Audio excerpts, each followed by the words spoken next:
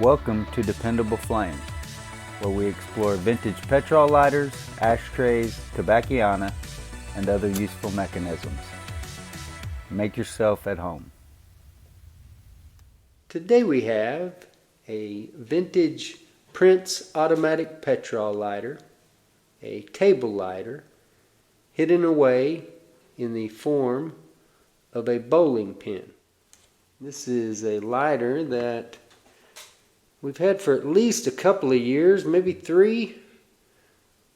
Still over in the place in Mesta Park when I made the original video for this lighter, and once I picked it back up and saw what a great spark it has, I was kind of perplexed as to why it got set down and never picked back up. And one of those might be table lighters. I'm not particularly fond of mailing them because it takes a little bit more to package them up. I'm going to have to put them in a box, and it's going to cost more to ship them. So table lighters are never my priority, probably never will be, but this one is really cool. And there is one other issue with it that I want to point out right off the bat.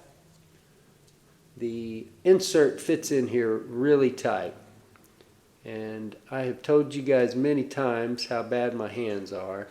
Just look at the gap that is still there, which that gap is perfectly fine as long as the lighter is stable and it will close, or the top can be put back on top of it without leaning one way or the other.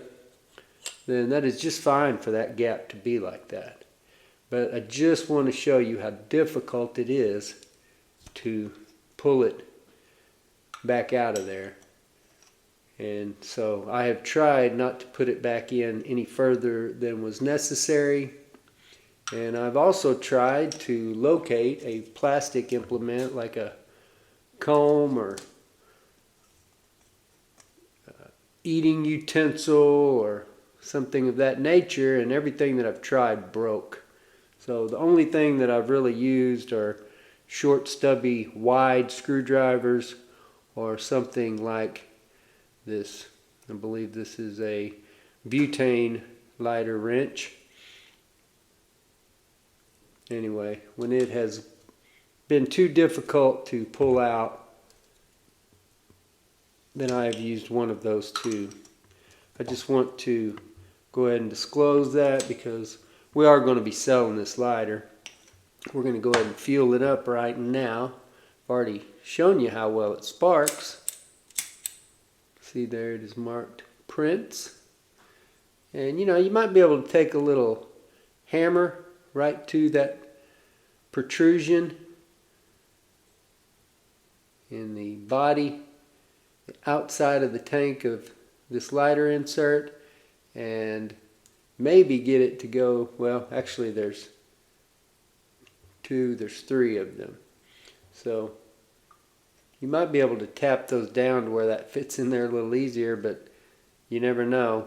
You tap it too much and now you've got a sloppy insert. So like I said, I think the key is just don't put it down any further than you have to. And we'll see how practical that may be here in a moment when we get ready to fuel this lighter up and use it. I had to locate my screwdriver. And when I mentioned a stubby little screwdriver a while ago, this is what I had in mind.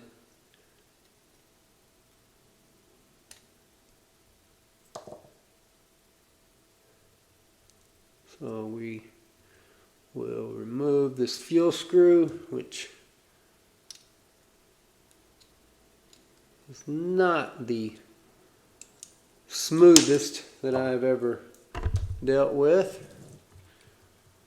See how many droppers this will take. It's a pretty big tank. It is a table lighter, should last a good while.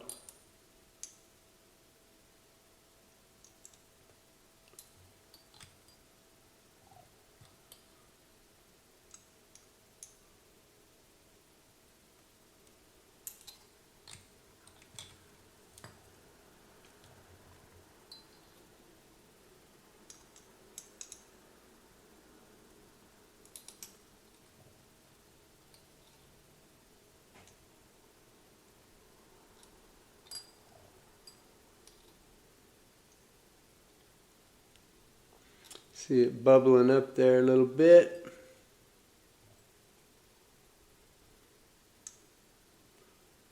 Not because it is full, just because it was trying to feed down in there a little bit faster than it could be absorbed.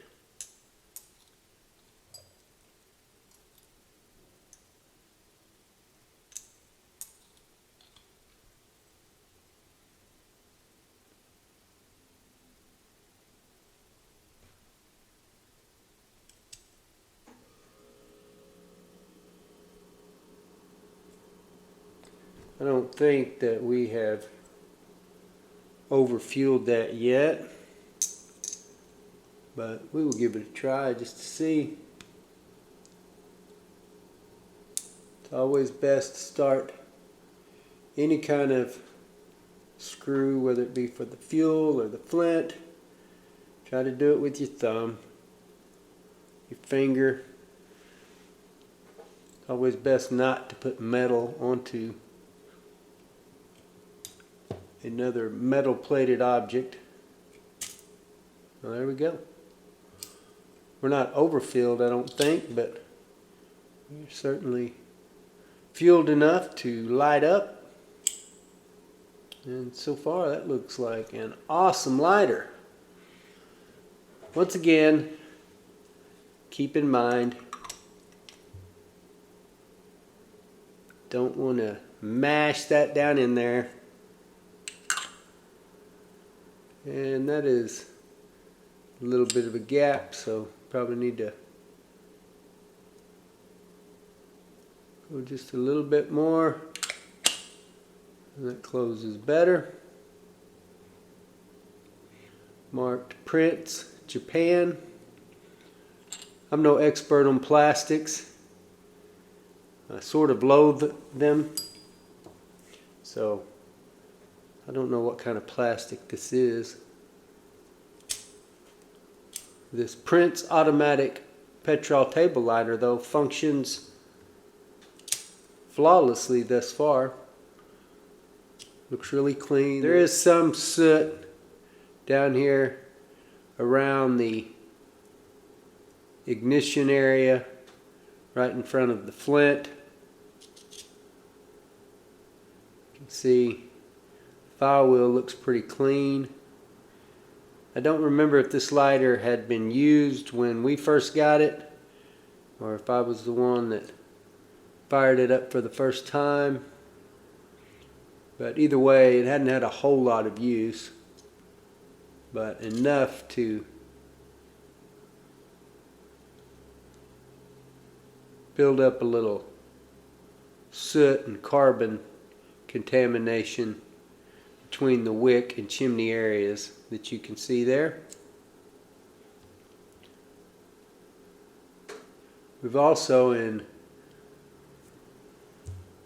operating the lighter, have pushed that way down further than it was in this base. So now we're going to get to see whether my hands are even capable of pulling this thing out. Okay, so there are some looser spots there.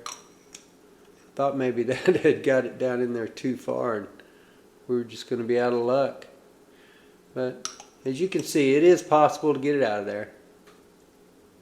I would try to find the path of least resistance though. And again, don't jam it down any further than you have to. This one will be for sale soon. I'll get pictures taken, hopefully sometime this weekend. Get them posted at dependableflame.com/current eBay listings.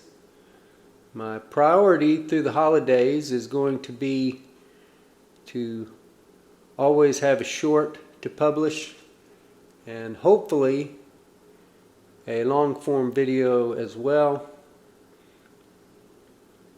But I am going to prioritize listing lighters currently, so If I have to decide whether to get a few lighters listed or to make a video for that day, then it may be the long form video that takes the hit. So just keep that in mind.